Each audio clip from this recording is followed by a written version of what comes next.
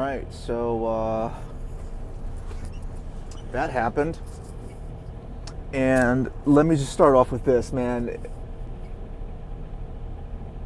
John Talks Giants, and if you're here and you're watching this video, and appreciate it, like, comment, subscribe, tell your friends, man. Let them know about this dude who gets on here and pretty much loses his mind about the New York Giants. And if you like to watch that happen, and that's why you're here, man, I appreciate it. But let me just address. I usually do the post game, and I even do a halftime show. And I think the reason I didn't do a video last night and upload it directly after the game, honestly, is because there was so much of this game that caused a lot of thought. And I didn't want to just get on here and freak out and say something that I'm basically going to take back the next day once I'm good and calmed down, excuse me. So, like, with all that being said, just be mindful. This team pisses me off so much that even though I'm trying to stay cool and I'm trying to be level-headed, you know, if you've watched any of my videos, you know it's bound for me to freak out at any minute. So I just put that out there. Turn your fucking headphones down, all right? But basically, I'm just gonna start here, man. I've been the biggest defender. I've been the biggest supporter. I've been the biggest, hey, don't get rid of him. Hey, it's so-and-so's fault. And it is still so-and-so's fault. But it's not just so-and-so's fault, all right? And it's not just so-and-so's fault because you allow him to stay on the roster. You essentially have him on the team so that way we can blame him for everything that's happening to this team.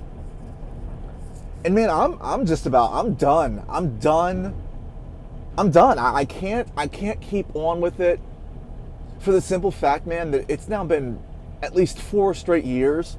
We have the same 2-7 record after 9 games of football. We get to November, it's November 3rd now when I'm making the video, but by the time that we get to November, our season's fucking over.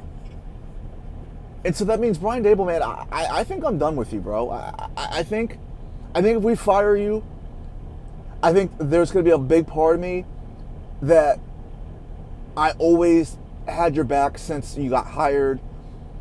The work that you did with Daniel Jones and that 22 offense, and I thought that you got a lot out of nothing. And so basically from that time until now, I've had your back. I really have. Follow me on Twitter, bro. At The Unfiltered One. I'm telling you, I talk a lot of shit on Twitter. If you're interested in watching me lose my mind and all this shit, go follow me on Twitter, bro. It's like my fucking journal. I go over there and I talk my shit in between these videos, bro. But I just can't with this offense. I can't with this head coach anymore. And I can't with this defensive coordinator, which is part of the reason why I can't with this head coach anymore. Because he's now had 2 defensive coordinators, and the defense is atrocious against the run. It never stops. We don't ever have any good personnel management on game day. Our run defense is so atrocious that the strength of this fucking defense can't even consistently wreak havoc and wreck games for us because our run defense is so pathetic. Teams are just running down our throat, bro. Down the throat. And you know what else is down the throat? Apparently, Brian Daboll and Joe Shane down Deonte Banks, or some kind of way vice versa, because the way that this man still has his job, the way that number 2 is still taking the field for this defense, despite other practice squad level players being available. And yeah, I get it. It's pathetic. But Deonte Banks has been worse than a practice squad player for this team. Basically, since his rookie year, the guy's been atrocious. And it all comes back to Brian Daboll and the roster management that this guy is still even on the field. It is unfucking believable. And Really, at this point, the only reason why I could even try to want Brian Dable back is for Jackson Dart. But even then, man, I'm watching what Jackson Dart's doing. He's got no receivers other than Wan'Dale Robinson, but even then, Wan'Dale Robinson isn't great at what Jackson Dart needs him to be great at, which is essentially getting open immediately against corners that are bigger and stronger. Wan'Dale just isn't built for it. He's a slot receiver. I love him, and I think he's a great piece for this team. He's just not a number one receiver, and I'm fine accepting it. But Darius Slayton also is a number one receiver, and he hasn't been ever. The guy continues to drop passes. This guy could be 18 years old and drop his balls for the first time ever, and nobody would be surprised because he does it religiously. It is unfucking believable, and it's almost to a point, and I say almost because I'm not going to give him a break for it. He fucking sucks. But it's almost to the point where you think this man is dropping passes on purpose. You would think it, bro. Jackson Dart drops back, corner route, wide open. In the NFL, you're wide open. Jackson Dart throws it right in the breadbasket. If you ever watched Dragon Ball Z, he hit that man right where Goku's fucking pecs are. Huge ass pecs right there, boom. This man drops it. It was such a pathetic drop that Kevin Harlan, the announcer, immediately goes to call it a touchdown because any fucking receiver in the NFL worth his salt catches this ball. And then after the ball is on the ground and Darius Slayton wants to be a pussy and act like he's hurt, then he says, oh, the ball was knocked away. No, the ball was knocked away, but I don't care. You make $32 million in the NFL right now for this team that drafted you, that hasn't had good quarterback play, and you've been apparently, statistically, not apparently, but you've been the number one receiver outside of Malik Neighbors basically the whole time. You haven't hit 800 yards receiving in one of those. So I don't give you any more breaks or credit or moral victories, bro. I'm done. I can't watch you anymore. And I can't even get myself to the point where I want to get emotionally invested in this team week to week. I just can't. Because I know what I'm going to see. You know, all of our really good players are either inconsistent or hurt. Because Theo Johnson drops passes, but he'll make touchdown runs. Like the one today against a Robert Saleh defense where you're like, okay, that's why we drafted your ass in the 4th round. But when we lose, what do they drop? 37-20 on us? And the run defense was atrocious, like I've been saying. We don't have a middle linebacker worth a damn. Our linebackers, for that matter, are just awful. Cordell Flott didn't play today. We missed him. Javon Holland didn't play again today. We missed him. Dane Belton is nothing but a mid backup level safety. And even that, he sucks. You know, Tyler Nubin is a bust. And literally the only hope I have for him is that this idiot Shane Bowen is just a complete retard. And he's basically nerfing Tyler Nubin's ability to make plays on the ball and apparently fucking take the right angles for run defense and wrap up. So I want to give him that, bro, but even then, it's like I'm not seeing anything from these players that inspires any confidence. And I'm one of the most optimistic Giants fans I know. You know, I constantly try to pick my players up, and I try to give them, you know, nicknames and shit, and really just be all in. Some of these players, bro, they just straight up don't deserve it. And again, the biggest catalyst is Deonte Banks. You know, I used to say Banks were fucking closed on Sundays, bro. Nah, Banks are wide open. Come on in, get your little. They ran like a scam. I saw a couple of years ago. Maybe it was 2 years ago. I think it was maybe Chase Bank or something, where you go in there and people were withdrawing like 40 grand. That's essentially what you can go do anytime you go against Deonte Banks. Go up there, get your little money, you'll be set, and he'll walk away on like a 3rd down and 15 where the quarterback completely overthrows or underthrows a ball just for his ass to come over and do like this. That's how weak he is. He's a soft bitch, and I'm tired of him. I can't stand these on my football team.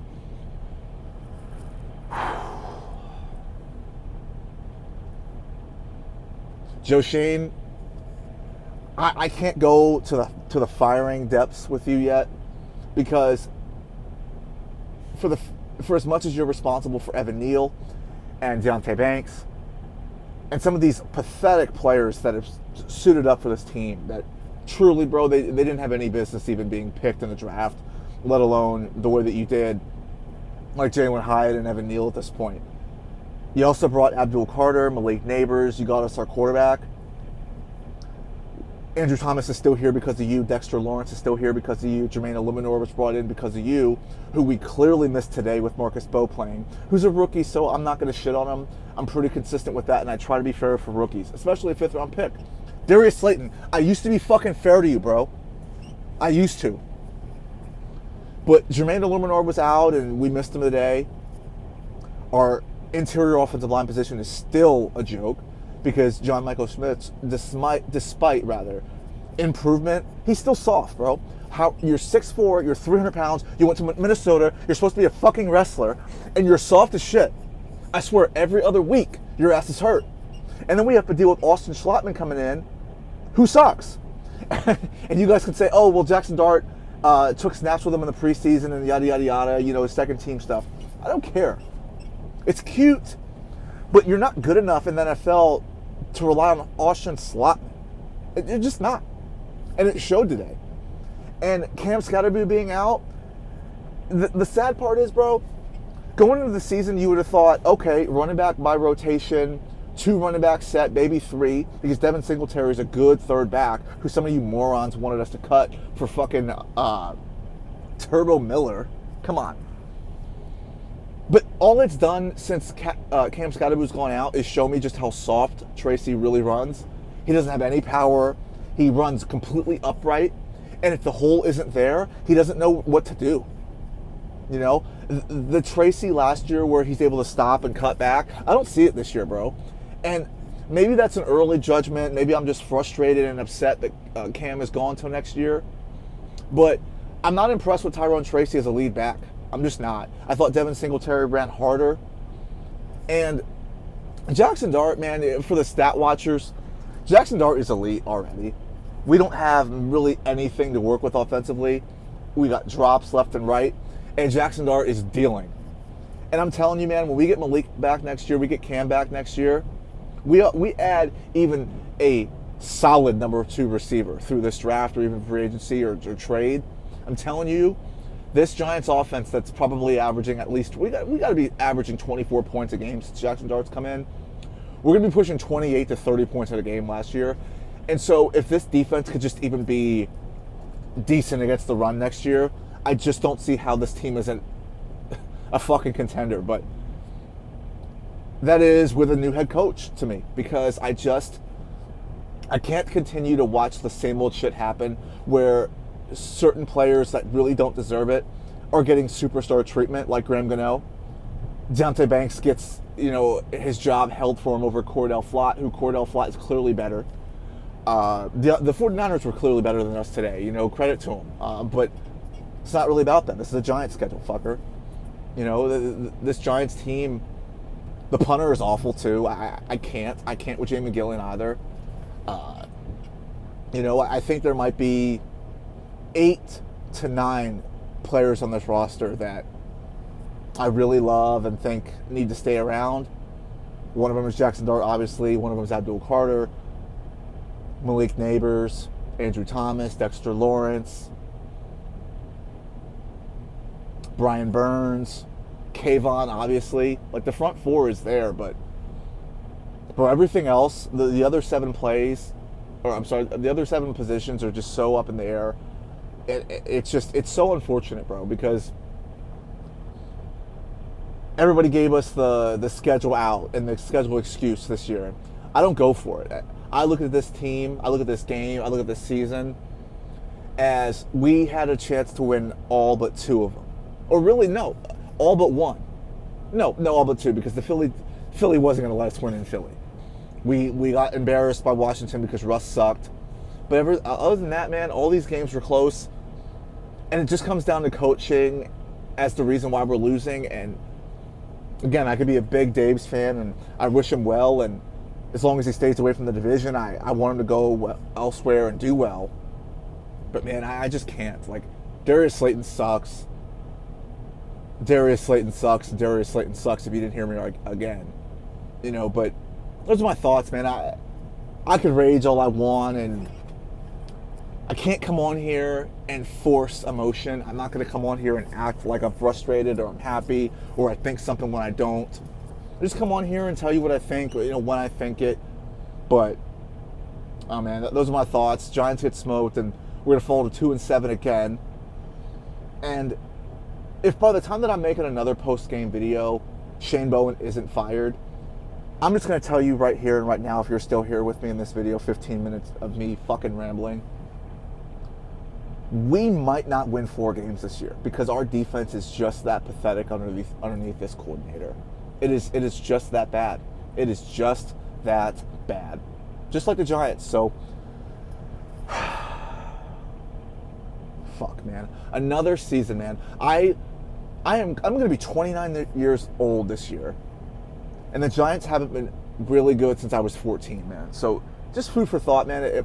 If your team is good, or your team's been good for an extended period of time, or you don't see losing seasons, don't take it for granted, man, because I'm going to be 30 before this Giants team probably makes another conference championship game.